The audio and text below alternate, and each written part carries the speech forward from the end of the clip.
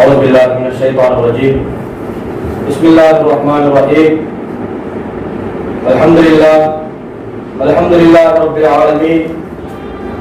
اللهم صل على محمد وعلى آل محمد كما صليت على إبراهيم وعلى آل إبراهيم إنك حميد مجيد. اللهم بارك على محمد وعلى آل محمد كما باركت على إبراهيم وعلى آل إبراهيم إنك حميد مجيد. رب اشرح لي صدري ويسر لي أمري واحلل عقدة من لساني يفقهوا قولي. கண்ணியமும் சங்கையும் நிறைந்த அல்லாஹ்வின் நல்லடியார்களே, இந்த சிறப்புமிக்க பட்டிமன்றத்தின் நடுநாயகமாய் அமர்ந்து இந்த அவையை வழிநடத்திக் கொண்டிருக்கக்கூடிய நல்லதொரு கவிஞர், பேச்சாளர், மொழிபெயர்ப்பாளர் என்கின்ற இன்னும் பல்வேறு குணாதிசயங்களை தன்னகத்தை கொண்டிருக்கக்கூடிய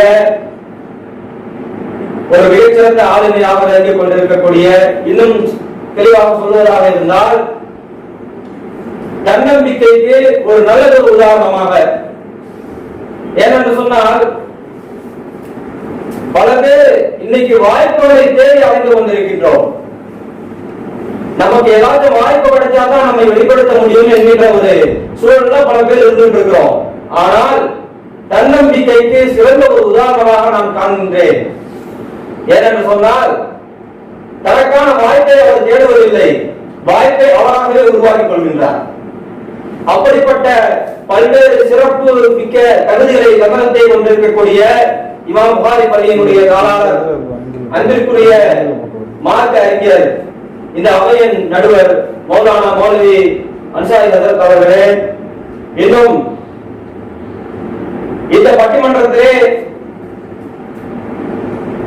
என்னுடைய அணியிலே இருந்து பேசக்கூடிய ஹஜ்ரத் அப்துல் ரஹ்மான் ஹஜ்ரத் அவர்களே மற்றும் கவிஞர் இக்பால் ஹசன் அவர்களே, மேலும் ஆன்மீகமே என்கின்ற அணியிலே நம்முடைய உரையாற்ற வந்திருக்கக்கூடிய சகோதரர் மௌலானா மௌலவி முகமது ஹாலிம் ஹசரத் அவர்களே மற்றும் ஆசிரியர் நஜிபுல்லாஹ் அவர்களே மற்றும் சகோதரர் மௌலவி முகமது ஃபாஹிம் அவர்களே, மேலும் இந்த அவையிலே இறுதியாக நன்றி உரையாற்ற இருக்கின்ற இமாம் புகாரி கல்வி குழுமத்தைச் சேர்ந்த சகோதரர் முஃபீர் அஹ்மத் அவர்களே, இங்கே வந்திருக்கக்கூடிய ஆண்டவர்களே, சான்றவர்களே, இந்த நிகழ்ச்சியை நேரலையின் வாயிலாக உலகெங்கிலும் பார்த்துக் கொண்டிருக்கக்கூடிய அன்பு சொந்தங்களே, உங்கள் அனைவருக்கும் அஸ்ஸலாமு அலைக்கும் வரஹ்மத்துல்லாஹி வ பரகாத்துஹு என்கின்ற காணிக்கையை மீண்டும் தெரிவித்தவராக ஆரம்பிக்கின்றேன். அஸ்ஸலாத்து வஸ்ஸலாமு அலைக யா ரசூலுல்லாஹ், அஸ்ஸலாத்து வஸ்ஸலாமு அலைக யா ஹபீபல்லாஹ், அஸ்ஸலாத்து வஸ்ஸலாமு அலைக யா ரஹ்மத்துல் லில் ஆலமீன் யா முஹம்மத், அல்லாஹும்ம ஸல்லி வ ஸல்லிம் வ பாரிக் அலைஹி. கண்ணியமிக்க சகோதரர்களே, அன்னதாயினுடைய வாழ்விலே மிஞ்சி நிற்பது அரசியலா ஆன்மீகமா என்கின்ற ஒரு தலைப்பு. இந்த தலைப்பை பற்றி மிக விளக்கமாக நடுவர் அவர்கள் இப்பொழுது பேசிவிட்டார்கள். அதை இன்னும் விளக்கம் செய்து என்னுடைய நேரத்தை வீணடிக்க விரும்பவில்லை. ஒன்றை மட்டுமே இங்கே பதிவு செய்து கொண்டு என்னுடைய தலைப்புக்குள்ளே செல்வதற்கு நான் ஆசைப்படுகின்றேன். இங்கே ஆன்மீகமா அரசியலா என்கின்ற ஒரு கேள்வியை முன்வைத்தவுடன், இது ஆன்மீகத்தை அரசியலை முன்வைக்கக்கூடிய நாங்கள் ஆன்மீகத்தை மறுத்தோ அல்லது ஆன்மீகத்தை முன்வைக்கக்கூடிய சகோதரர்கள் அரசியலை மறுத்தோ பேச வேண்டிய தேவையில்லை, அப்படி பேசவும் போவதில்லை என்றுதான் நான் கருதுகிறேன். ஏனென்று சொன்னால், இது அன்னதாரை பற்றிய ஒரு அரங்கம். அன்னதாரிடத்திலே இருக்கக்கூடிய அந்த குவாலிட்டி எப்படிப்பட்டது என்பதை தான் தெரிந்து கொள்வதற்காகத்தான் நாம் இங்கே கூடியிருக்கின்றோமே ஒழிய, நாம் ஒன்றை மரபுப்படி பட்டிமன்ற வழக்கமான பட்டிமன்றங்களுடைய மரபை பின்பற்றி நாம் இங்கே பேச போவதில்லை இன்ஷா அல்லாஹ். ஆக அன்பானவர்களே, அரசியலே என்கின்ற விஷயத்தை பேசுவதற்கு முன்பதாக அரசியலை பற்றி நம்முடைய அனைவருடைய மதிப்பீடு எப்படி இருக்கிறது என்பதை நாம் சற்று ஆராய்ந்து பார்த்தோமே ஆனால், அரசியலை பற்றி ஒரே வார்த்தை சொல்வார்கள், அரசியல் என்பது அயோக்கியர்களுடைய கடைசி புகலிடம். அரசியல் என்பது அயோக்கியர்களுடைய கடைசி புகலிடம் என்று சொல்லுவார்கள். இன்னும் சில பேர் சொல்லுவாங்க, அரசியல் என்பது சாக்கடை. அப்போ எங்களை போன்றவர்கள் என்னுடைய அணியில் இருக்கக்கூடிய கவிஞர் அவர்களையும் சேர்த்து தான் சொல்கின்றேன். அதே போல நம்முடைய நடுவர்களும் சரி, நானும் சரி, அரசியல் செயல்பாட்டிலே இருந்து கொண்டிருக்கின்றோம். அவரவர் அடையாளத்தோடு இயங்கிக் கொண்டிருக்கின்றோம். அப்போ அரசியல் அப்படின்னு சொல்லி போகும்பொழுது நம்மை பார்த்து முன்வைக்கக்கூடிய கேள்வி, அரசியல் என்ன? தொடர்ந்து அரசியல் மட்டும் இல்லமா, ஆன்மீகத்தில் இருக்கிறோமே. ஆமா, ஆன்மீகத்தில் அரசியல் எழுதுனது, இன்னும் விவாதம் செய்வது, போதி கொள்வது ஆன்மீகம் தானே. ஒரே கசத்துல பாக்குறீங்களா? இல்ல, அதனுடைய பகுதியை நான் சொல்றேன். அப்போ நீங்க எல்லாம் எப்படி நீங்க அரசியலுக்கு போறீங்க? உங்களுடைய தோற்றங்கள் என்ன? உங்களுடைய நடைமுறை பாவனைகள் என்ன? நீங்கள் விவாதத்தை செய்து கொண்டிருக்கிறீர்கள், அல்லாஹ்வோடு தொடர்பில் இருக்கிறீர்கள், மதரசாவோடு தொடர்பில் இருக்கிறீர்கள், பள்ளியோடு தொடர்பில் இருக்கிறீர்கள், மார்க்க பணிகளை செய்து கொண்டிருக்கிறீர்கள். அந்த உங்களுக்கு அந்த அரசியல் என்ன வந்து இருக்கு? அரசியலுக்கு உங்களுக்கு என்ன சம்பந்தம் என்பதாக சர்வசாதாரணமாக சொல்லிவிட்டு கடந்து போக நிறைய பேர் இருக்கிறாங்க. சகோதரர்களே, ஒன்று சிந்தித்து பார்க்க வேண்டும். இன்றைக்கு உலக அளவில் எடுக்கப்பட்ட ஒரு சர்வே மட்டுமல்ல, நபிகள் நாயகம் ஸல்லல்லாஹு அலைஹி வஸல்லம் அவர்களை பற்றி எழுதப்பட்ட ஒரு நூல். நூலில் அது ஒரு நூலிலே குறிப்பிடப்பட்ட ஒரு வாசகம், தி 100 என்று சொல்லக்கூடிய ஒரு நூல். மைக்கேல் ஹெச் ஹார்ட் என்கின்ற ஒரு மிகப்பெரிய வரலாற்று ஆய்வாளர், உலகத்திலேயே அதிக அளவு மிகப்பெரிய தாக்கத்தை ஏற்படுத்திய ஆளுமைகள் 100 பேரை அவர் வகைப்படுத்துறார் ஒரு புத்தகத்துல. அப்படி வகைப்படுத்தக்கூடிய சூழ்நிலையில அவர் என்ன செய்கின்றார்? அதன் முதலிடம் யாருக்கு தருகின்றார் என்று சொன்னால், எம்பெருமானார் ஸல்லல்லாஹு அலைஹி வஸல்லம் அவர்களுக்கு தான் தர்றாரு. ஏன் சொன்னா, அவர் கிறிஸ்துவத்தை பின்பற்றக்கூடியவர். அவர் நினைத்திருந்தார் ஈசா அலைஹிஸ்ஸலாம், ஜீசஸ் அவர்களை என்ன செய்திருக்கலாம்? முன்னிலைப்படுத்தி இருக்கலாம். ஆனால் அவர் அப்படி செய்யவில்லை. எம்பெருமானார் ஸல்லல்லாஹு அலைஹி வஸல்லம் அவர்களை முன்னிலைப்படுத்தியிருக்கிறார். அந்த 100 ஆளுமைகளிலே முதல் ஆளுமையாக எம்பெருமானார் ஸல்லல்லாஹு அலைஹி வஸல்லம் அவர்களை முன்னிலைப்படுத்துகின்றார். அதற்கு அவர் சொல்லக்கூடிய காரணம் என்னவென்று சொன்னால், எம்பெருமானார் ஸல்லல்லாஹு அலைஹி வஸல்லம் அவர்கள் ஒரு இடத்துல கூட ஒரு இடத்துல அவர் தேங்கி நின்று விடவில்லை. எம்பெருமானார் ஸல்லல்லாஹு அலைஹி வஸல்லம் அவர்கள் ஒரு குறுகிய வட்டத்தில் அவர்கள் நிற்கவில்லை. அவர்கள் குடும்பத் தலைவராக இருந்தார்கள், படை வீரராக இருந்தார்கள், படை தளபதியாக இருந்தார்கள், மார்க்கத்தை போதிப்பவராக இருந்தார்கள், ஆட்சி நடத்துபவராக இருந்தார்கள். எப்படியாக ஒவ்வொரு விஷயங்களிலும் எம்பெருமானார் ஸல்லல்லாஹு அலைஹி வஸல்லம் அவர்கள் நிறைந்திருக்கிறார்கள். அத்தனை அம்சங்களிலும் அவர்கள் நிறைந்திருக்கிறார்கள். எனவே இப்படிப்பட்ட ஒரு நபர் உலகத்தில் எந்த ஒரு ஆளுமையும் கிடையாது. ஒருவர் ஆன்மீகத்தில் இருந்தார் சொன்னா ஆன்மீகத்தில் மட்டும்தான் ஒரு எக்ஸ்பர்ட்டா இருப்பாரு. அரசியல்வாதியாக அவர் அரசியலில் கரைப்படுறவராக இருந்தார் என்று சொன்னால் அவரிடத்திலே அரசியல் இருந்திருக்கும், அவரிடத்திலே ஆன்மீகம் இருக்காது. ஒரு பொருளாதாரத்தில் மேம்பட்டவராக இருந்திருப்பார், ஆனால் அவர் பொருளாதாரத்திலே மேம்பட்டவராக இருந்திருக்கலாம், அவரிடத்திலே ஆன்மீகமும் இருக்காது, அரசியலும் இருக்காது. ஆக எல்லாவற்றிலும் ஒரு சேர ஒரே நேரத்திலே ஒரு எக்ஸ்பர்ட்டாக ஒரு கை தேர்ந்தவராக ஒருவர் இருக்கின்றார் என்று சொன்னால் எம்பெருமானார் ஸல்லல்லாஹு அலைஹி வஸல்லம் அவர்கள் மட்டும்தான் என்கின்ற ஒரே காரணத்திற்காக அந்த நூலிலே முதல் நபராக எம்பெருமானார் ஸல்லல்லாஹு அலைஹி வஸல்லம் அவர்களை அவர் தேர்வு செய்கின்றார். சகோதரர்களே, இங்கிருந்து தான் நாம் சிந்தித்து பார்க்க வேண்டும். ஏனென்று சொன்னால், எம்பெருமானார் ஸல்லல்லாஹு அலைஹி வஸல்லம் அவர்கள் மக்காவிலிருந்து மதீனாவுக்கு ஹிஜ்ரத் செய்கின்றார்கள். பொதுவாக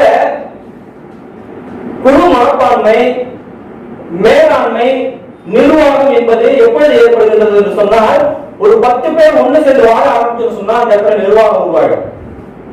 ஒரு 10 பேர் ஒன்றாக வாழ்ந்து ஒரு கூட்டாக இருந்தோம் என்று சொன்னால் அந்த இடத்துல ஒரு கட்டாயம் ஒரு மேனேஜ்மெண்ட் தேவைப்படும்.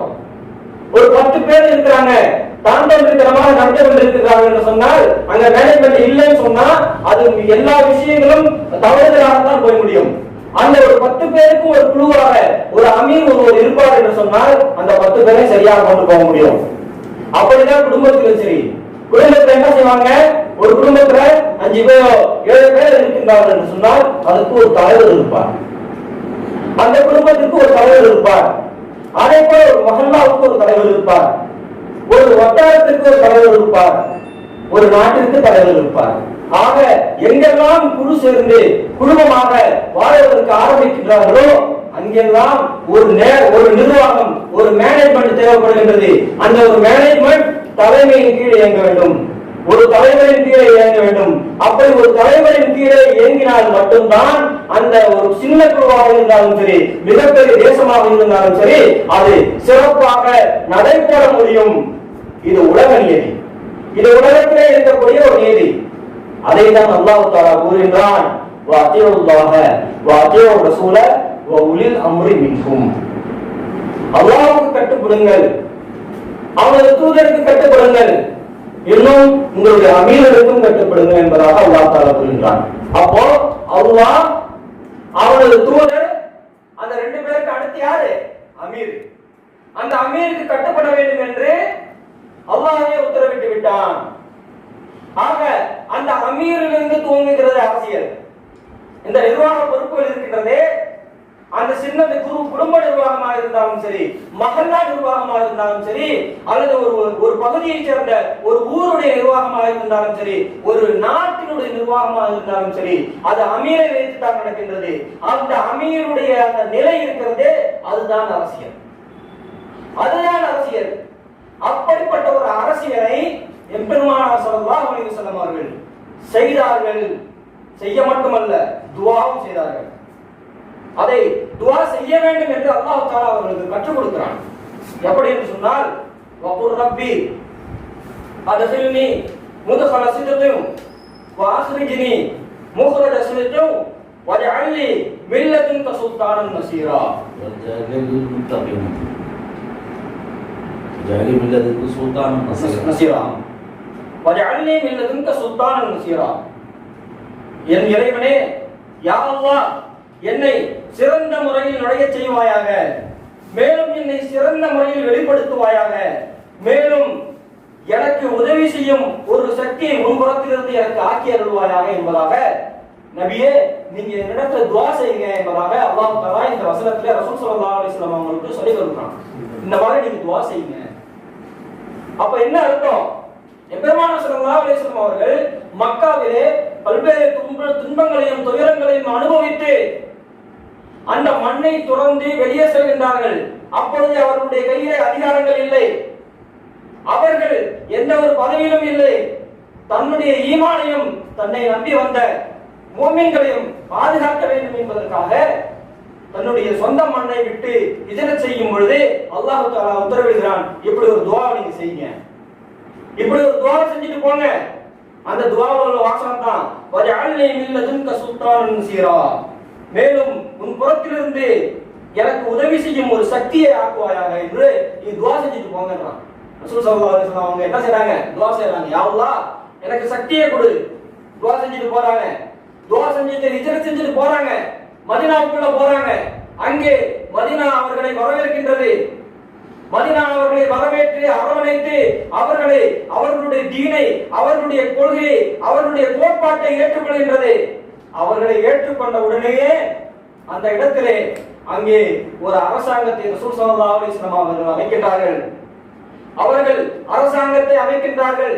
எதிரிகளோடு பல்வேறு போர்களை புரிகின்றார்கள். போர்கள் புரிய வேண்டிய ஒரு கட்டாயம் அந்த நேரத்தில் ஏற்பட்டது. அப்படி போர்கள் எல்லாம் புரிந்து போர்க்களங்கள் எல்லாம் முடிவுற்று உதைபியா உடன்படிக்கை வருகின்றது. பெருமானார் ஸல்லல்லாஹு அலைஹி வஸல்லம் அவர்கள் மக்காவுக்கு திரும்பி வருகின்றார்கள். உம்ரா செய்ய வேண்டும் என்கின்ற அந்த நோக்கத்தோடு திரும்பி வருகின்றார்கள். அந்த நேரத்தில் கூட பாருங்க, அந்த இடத்துல தடுக்கப்படுகின்றார்கள் எம்பெருமானார் ஸல்லல்லாஹு அலைஹி வஸல்லம். எம்பெருமானார் ஸல்லல்லாஹு அலைஹி வஸல்லம் அவர்களை மக்கத்து காபியர்கள் மக்காவுக்கு உள்ளே நுழைவதற்கு அவர்களை அனுமதிக்கவில்லை. அப்ப யார்? ரசூல் ஸல்லல்லாஹு அலைஹி வஸல்லம் ஊரை விட்டு போகும்போது தன்னை காப்பாற்றிக் கொள்வதற்காகவும் தன்னுடைய தீனை நிறைவேற்ற வேண்டும் என்பதற்காக ஹிஜ்ரத் செஞ்சு போறாங்க.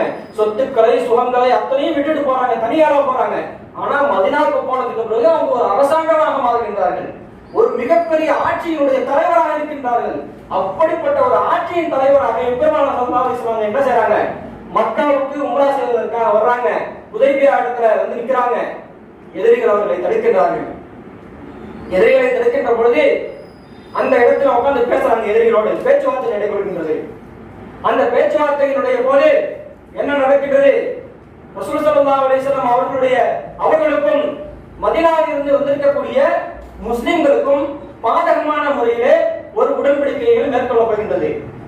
இஸ்லாத்துடைய இரண்டாம் கலீஃபாவான ஹஜ்ரத் அமீருல் முஃமினீன் ஹஜ்ரத் உமர் இப்னு கத்தாப் ரலியல்லாஹு அன்ஹு போன்றவர்கள் எல்லாம் ஒதுக்கின்றார்கள். எப்படி நாம் நம்முடைய நிலையை விட்டுக் கொடுப்பது? உடன்படிக்கை எழுதுகின்ற பொழுது அல்லாஹ்வின் தூதர் ஸல்லல்லாஹு அலைஹி வஸல்லம் அவர்கள் சொல்லும் பொழுது என்ன சொல்றாங்க? அல்லாஹ்வின் தூதர் நீங்க சொல்லக்கூடாது, கொஞ்சம் ஒரு 2 நிமிஷம் நடுவர் அவர்களே. ஆக அந்த நிலையிலே அந்த உடன்படிக்கையை மீறி அவர்கள் போக முடியாமல் திரும்பி வந்து விடுகின்றார்கள். ஆனால் அடுத்த சில வருடங்களிலேயே அல்லாஹ் தஆலா மக்காவை வெற்றி கொள்ள செய்கின்றான். மக்காவுக்குள்ளே நுழைகின்றார்கள். அன்றைக்கு அவர்கள் கேட்டார்கள் பார்த்தீங்களா துஆவை, வஜஅல்னி மின் லதுன்க சுல்தானன் நஸீரா. அந்த துஆவை அல்லாஹ் தஆலா கபூல் செஞ்சு ஒரு ஆட்சியாளராக மக்காவுக்குள்ளே நுழைகின்றார்கள். ஒரு தனிநபராக நுழைந்திருக்க முடியுமா? தனிநபராக அவர்கள் உள்ளே சென்று இருக்க முடியுமா? அல்லாஹ் தஆலாவே சொல்லி கொடுக்கிறான், என்னை ஆட்சியாளராக ஆக்கு என்று நீ எனக்கு துஆ செய்யும் சொல்லி அல்லாஹ் தஆலாவை கற்றுக் கொடுத்து விட்டான். அந்த துஆவை பெருமானார் ஸல்லல்லாஹு அலைஹி வஸல்லம் அவர்கள் அந்த துஆவை கேட்டதனுடைய அடிப்படையிலே இடையிலே சில உபத்திரங்கள் சில சங்கடங்கள் ஏற்பட்டாலும் கூட மீண்டும் அல்லாஹ் தஆலா அந்த துஆவை கபூல் செய்து அவர்களை ஆட்சியாளராக ஆக்கிவிட்டு அந்த மக்காவிலே வெற்றியாளராக நுழைய செய்கின்றார். அல்ஹம்துலில்லாஹ். அந்த அடிப்படையிலே பார்க்க வேண்டும் என்று சொன்னால் ரசூல் ஸல்லல்லாஹு அலைஹி வஸல்லம் அவர்கள் தனக்கு ஆட்சி வேண்டும், தனக்கு அதிகாரத்தை அளிப்பாயாக என்று அல்லாஹ்விடத்திலே துஆ செய்கின்றார்கள். அவ்வாறு துஆ செய்ய வேண்டும் என்று அல்லாஹ்வே கற்றுக் கொடுக்கிறான். அல்லாஹ் கற்றுக் கொடுத்த அந்த துஆவை பெருமானார் ஸல்லல்லாஹு அலைஹி வஸல்லம் அவர்கள் கேட்டதனுடைய விளைவு அல்லாஹ் அன்னாருடைய கரங்களை வீணடிக்கவில்லை. அல்லாஹ் அவர்களை கபூல் செய்தான், அவர்களுடைய துஆவை ஏற்றுக்கொண்டான். அல்லாஹ் தஆலா அவர்களுக்கு ஆட்சியை வழங்கினான், அதிகாரத்தை வழங்கினான். அவர்கள் என்ன செய்தார்கள்? வெற்றியாளராக ஆட்சியுடைய அதிகாரத்தோடு மக்காவுக்குள் நுழைகிறார்கள். வெளியேறும் பொழுது உயிருக்கு பயந்தவராக வெளியே வந்தார்கள். அல்லாஹ்வுடைய தவக்கத்திலே வெளியே வந்தார்கள். மக்காவை விட்டு திரும்பி போகும்போது என்ன செய்கின்றார்கள்? ஆட்சியாளராக உள்ளே நுழைகின்றார்கள். அவர்கள் மக்காவை வெற்றி கொண்டு நுழைவதற்கு அல்லாஹ் தஆலா சொல்லிக் கொடுத்த உபாயம், எனக்கு நீ துஆ செய், என்னை ஆட்சியாளராக ஆக்கு, ஒரு பவர் கொடுன்னு சொல்லி நீ என்கிட்ட துஆ செய்ன்னு சொல்லி அல்லாஹ் தஆலா ஒரு அட்வைஸ் கொடுக்குறான். அந்த அட்வைஸை வச்சு ரசூல் ஸல்லல்லாஹு அலைஹி வஸல்லம் அவங்க துஆ செஞ்சுட்டு போறாங்க. அல்ஹம்துலில்லாஹ், அங்கே வெற்றி கிடைக்கிறது. எனவே ரசூல் ஸல்லல்லாஹு அலைஹி வஸல்லம் அவர்களுடைய வாழ்விலே அவர்களுடைய இது போன்ற மிகப்பெரிய உலகியல் ரீதியான வெற்றிகளுக்கு அரசியல் மிக முக்கியமான காரணங்களாக இருந்திருக்கிறது என்று சொல்வதற்கு நிறைய குறிப்புகள் எடுத்து வந்திருந்தாலும் கூட நேரமின்மையின் காரணமாக எனக்கு அளிக்கப்பட்ட வாய்ப்பை நன்றி கூறி